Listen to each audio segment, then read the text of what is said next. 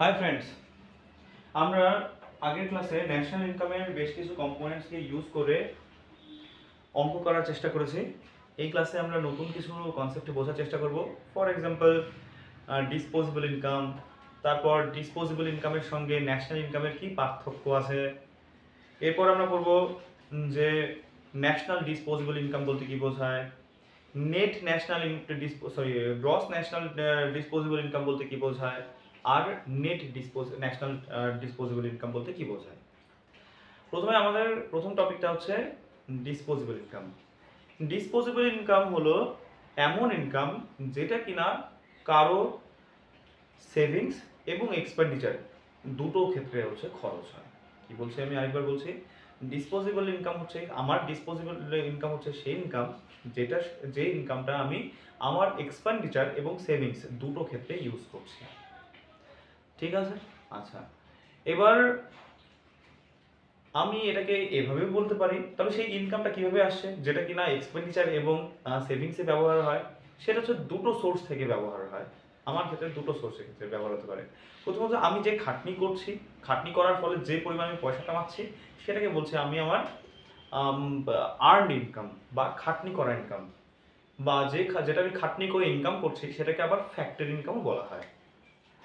আর unearned income, আমার earn income আর unearned income মানে আমার খাটনি করা ছাড়া ইনকাম। কি হতে পারে, আমি লটারি কিনলাম, সেখান থেকে পয়সা পাচ্ছি, কেউ আমাকে পয়সা দিয়ে দিল। তো এই আনআর্নড ইনকামকে কিন্তু ট্রান্সফার পেমেন্টস বলা হয়। যেমন কি আমি লটারি কিনলাম, লটারিতে জিতে গেছি, কেউ আমাকে তার ইনকামটাকে ট্রান্সফার করে দিল আমার কাছে, তো এটাকে বলা হয় ট্রান্সফার পেমেন্টস। অর্থাৎ disposable income equal to factor income plus transfer payments. তো এই জন্য তোমরা দেখতে পাচ্ছ ডিসপোজেবল ইনকামকে আমি দুভাবে ভাগ করেছি, একটা হচ্ছে আর্ন ইনকাম আর হচ্ছে ফ্যাক্টর ইনকাম। আর্ন ইনকাম বা ফ্যাক্টর ইনকাম আর একটা আনআর্নড ইনকাম বা ট্রান্সফার পেমেন্টস। এবার আসি আমরা যে ন্যাশনাল ইনকামের সঙ্গে ডিসপোজেবল ইনকামের কি পার্থক্য আছে। ন্যাশনাল ইনকামের ক্ষেত্রে কি আমরা কিন্তু কখনো দেখতে পাই এরকম লটারি খেলা বা হচ্ছে কি যে মানে কি যে ট্রান্সফার পেমেন্টস কিন্তু আমরা দেখতে পাচ্ছি না। তো আমরা বেশিরভাগই ন্যাশনাল ইনকামকে কাউন্ট এভাবে করি। আমি অঙ্ক করানোর সময় বলেছিলাম যদি কোথাও ডোমেস্টিক ইনকাম দেওয়া থাকে তবে খেয়াল রাখবে সবসময় ওটাকে net domestic product at factor cost হিসেবে ধরবেন। কি net national product at factor cost, সেখানে কোনো ইনডিরেক্ট ট্যাক্স থাকবে না। মানে সে তো ট্যাক্স তো প্রতি বছর বছর চেঞ্জ হয়, আলাদা আলাদা গভর্নমেন্ট আসলো, আলাদা আলাদা বছর আলাদা আলাদা ট্যাক্স হয়। তার মানে আলাদা আলাদা মানে গভর্নমেন্ট চেঞ্জ করলো বা ট্যাক্স চেঞ্জ করে বললে সারা দেশের প্রোডাক্ট বেড়ে গেল, এটা কিন্তু নয়। এর জন্যে ন্যাশনাল প্রোডাক্টের সময় সবসময় নেট ন্যাশনাল প্রোডাক্ট রাখা হয়। কোনটা ক্ষেত্রে যে নেট বলি, হ্যাঁ নেট ন্যাশনাল প্রোডাক্ট ধরা হয়, যেখানে কিনা ইয়েটা কি বলে ডিপ্রিসিয়েশনটা বাদ যায়, গ্রস থেকে ডিপ্রিসিয়েশনটাকে বাদ দিলে থাকে হচ্ছে নেট। ঠিক আছে, নেট আমি ইনডাইরেক্ট ট্যাক্সটাকে বলবো না। তো ফ্যাক্টর কস্ট, হ্যাঁ ওই একই ব্যাপার, net national product at factor cost. Factor কস্টের অর্থ হচ্ছে কি যে আমি ইনডিরেক্ট ট্যাক্সটাকে বাদ দিচ্ছি, তো ইনডিরেক্ট ট্যাক্সটাকেও বাদ দিচ্ছি, আবার সঙ্গে সঙ্গে হচ্ছে আমি ডিপ্রিসিয়েশনটাকে বাদ দিচ্ছি, তবে গিয়ে দাঁড়ায় হচ্ছে net national product at factor cost.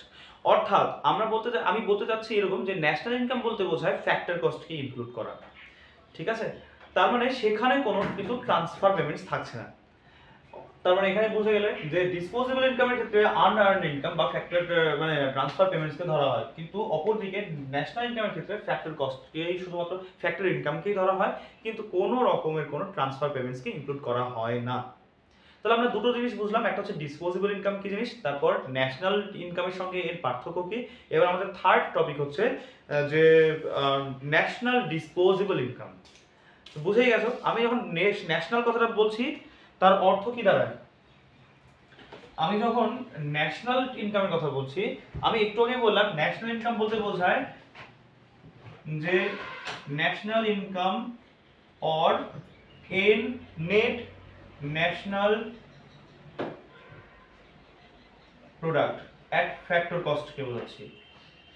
এবার ন্যাশনাল ডিসপোজেবল ইনকাম বলছি, ন্যাশনাল ডিসপোজেবল ইনকাম বলছি ইকুয়াল টু কি হবে, যে ন্যাশনাল ইনকাম অথবা net national product at factor cost plus এবার ডিসপোজেবল ইনকাম বলছি আমি, তার মানে net current transfer,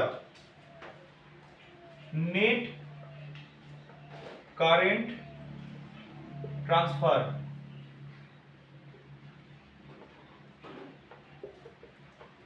from abroad.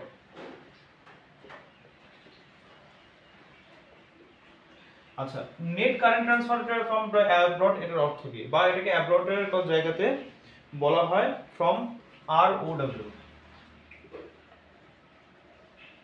ঠিক আছে? এটার মানে কি net current transfer from abroad এর মানে কি? মানে আমাদের দেশ বিদেশ থেকে যে পরিমাণ ডোনেশন পেল, কখনো কখনো কোনো দেশ তো ডোনেশনও পায়, তো আমাদের দেশ অন্য দেশ থেকে কি ডোনেশন পেল মাইনাস আমাদের দেশ অন্য কোনো দেশকে কি পরিমাণ ডোনেশন দিল, ঠিক আছে? তো এই দুটোর বিয়োগফলকে বোঝানো হয় যে আমাদের দেশে কতটুকু পড়ে রইল, তার মানে, ঠিক আছে? তার মানে current transfer from abroad minus current transfer to abroad, এটা নিয়ে হচ্ছে net current transfer from abroad. এবার ডিসপোজেবল ইনকামের, ন্যাশনাল ডিসপোজেবল ইনকামের ক্ষেত্রে আমি কি বললাম যে সেটা কিন্তু ফ্যাক্টর ইনকাম বা আর্নড ইনকামের সঙ্গে কি যোগ হবে, সঙ্গে আনআর্নড বা ট্রান্সফার পেমেন্টসও যোগ হবে। আমরা এখানে দেখতে পাচ্ছি যে নেট ন্যাশনাল প্রোডাক্টের ক্ষেত্রে প্রোডাক্ট অ্যাট ফ্যাক্টর কস্ট পুরোটাই কিন্তু এটা একটা আর্নড ইনকামের মধ্যে পড়ে, এটা আমাদের আনআর্নড ইনকামের মধ্যে পড়ে বা ট্রান্সফার পেমেন্টস এর মধ্যে পড়ে। আর একটা আনআর্নড ইনকামের কথা বলছি, প্লাস কি হবে নেট ইনডিরেক্ট ট্যাক্স বা NIT। একটা জিনিস কথা চিন্তা করো যে ইনডিরেক্ট ট্যাক্স এটা ঠিক করে গভর্নমেন্ট, আলাদা আলাদা গভর্নমেন্ট আলাদা আলাদা বছরে আলাদা আলাদা কিন্তু এই ইনডিরেক্ট ট্যাক্সটা লাগু করে। ইনডিরেক্ট ট্যাক্স যেমন আমাদের ইন্ডিয়াতে আছে GST চলছে, ঠিক আছে? তো আলাদা আলাদা প্রোডাক্টের ক্ষেত্রে আলাদা আলাদা সময়ে যে পার্সেন্টেজের ডিফারেন্স হচ্ছে, তার মানে কি আমরা কি এইভাবে বলতে পারি যে আচ্ছা এই গভর্নমেন্ট 10% ট্যাক্স করে ইনকাম ট্যাক্স ইনডিরেক্ট ট্যাক্স করেছে বলে ইন্ডিয়াতে ন্যাশনাল প্রোডাক্টের পরিমাণটা বেড়ে গেল, মানে গুডস অ্যান্ড সার্ভিসেস এর পরিমাণ বেড়ে গেল। ন্যাশনাল প্রোডাক্ট তো আমরা ক্যালকুলেট করে দেখাতে পারি, national product net national product at factor market price যদি বলে দিই তাহলে তো সেই পরিমাণ বেড়ে গেল। তো সেটা তো বাস্তবে তা নয়, তাই না? আমরা সেটাকে নিতে পারি না। কিন্তু ন্যাশনাল ডিসপোজেবল ইনকামের ক্ষেত্রে আমরা বলতে পারি যে সেখানে আমাদেরকে কারেন্ট ট্রান্সফার ফ্রম অ্যাব্রডও নিতে হবে, আবার মানে নেট কারেন্ট ট্রান্সফার ফ্রম অ্যাব্রডও নিতে পারে নেওয়া যায়, আবার নেট ইনডিরেক্ট ট্যাক্সও নিতে হবে আমাদেরকে, কারণ কি এই দুটোই কিন্তু আনআর্নড ইনকামের মধ্যে পড়ে। এবার দেখো এই সূত্রকে আমরা চেঞ্জও করতে পারি। কিভাবে চেঞ্জ করতে পারি? যে NNP at factor cost plus NIT, এর মানে কি যে NNP অ্যাট মার্কেট প্রাইস, আমরা বলেছি না যে নেট ন্যাশনাল প্রোডাক্ট একটা factor cost plus NIT equal to একটা মার্কেট প্রাইস হয়, NNP একটা মার্কেট প্রাইস হয়, সেটাই করলাম। প্লাস কি করবো আমি নেট কারেন্ট ট্রান্সফার বলতে বোঝা যাচ্ছে যে পেমেন্টের কথাই বলা হচ্ছে, পয়সা, নেট কারেন্ট ট্রান্সফার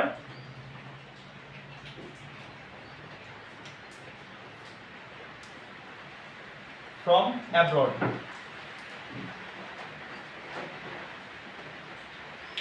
ঠিক আছে? আচ্ছা, এবার আমরা আসি তার মানে আমরা কি পড়লাম। প্রথমত হচ্ছে আমরা বললাম যে ডিসপোজেবল ইনকাম কি, ন্যাশনাল ইনকামের সঙ্গে এর পার্থক্য কি। থার্ডলি আমরা বলছি যে ন্যাশনাল ডিসপোজেবল ইনকাম কি, আর এরপর আমরা পড়ছি গ্রস ন্যাশনাল ডিসপোজেবল ইনকাম। আমরা কিন্তু ন্যাশনাল ডিসপোজেবল ইনকাম পড়লাম, তাই না? এবার করবো আমরা gross national disposable income equal কি হবে, ন্যাশনাল ডিসপোজেবল ইনকাম গ্রস নেওয়া আছে, গ্রসের সময় কি করবো আমরা প্লাস কি হবে, প্লাস হবে যে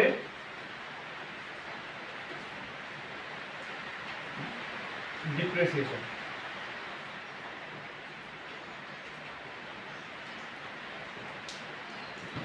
ঠিক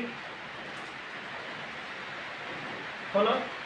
আচ্ছা, এবার যদি বলি আমরা যে নেট ন্যাশনাল ডিসপোজেবল ইনকাম কি, net national disposable income last topic, সেটা কি বলবো আমরা, GNDI নেট গ্রস, নেট থেকে গ্রসে যাচ্ছি, তাহলে কি করবো, গ্রস থেকে আমরা যদি ডিপ্রিসিয়েশনটাকে বাদ দিই, ডেট করে দিই, তবে আমরা সেখানে নেট পেয়ে যাই। তো এটাই হচ্ছে যে net national disposable income equal to GNDI বা gross national disposable income minus depreciation. ঠিক আছে, তো এই ছিল আমাদের ক্লাস। এই ক্লাসে আমরা পড়লাম কি কি, যে ডিসপোজেবল ইনকাম, ন্যাশনাল ইনকামের সঙ্গে এর পার্থক্য, ন্যাশনাল ডিসপোজেবল ইনকাম কি, গ্রস ন্যাশনাল ডিসপোজেবল ইনকাম কি, আর সবশেষে পড়েছি নেট ন্যাশনাল ডিসপোজেবল ইনকাম কি। ঠিক আছে, তো নেক্সট ক্লাসে আমরা আরও বেশ কিছু নতুন টপিক নিয়ে আসবো, সঙ্গে থেকো, বাই।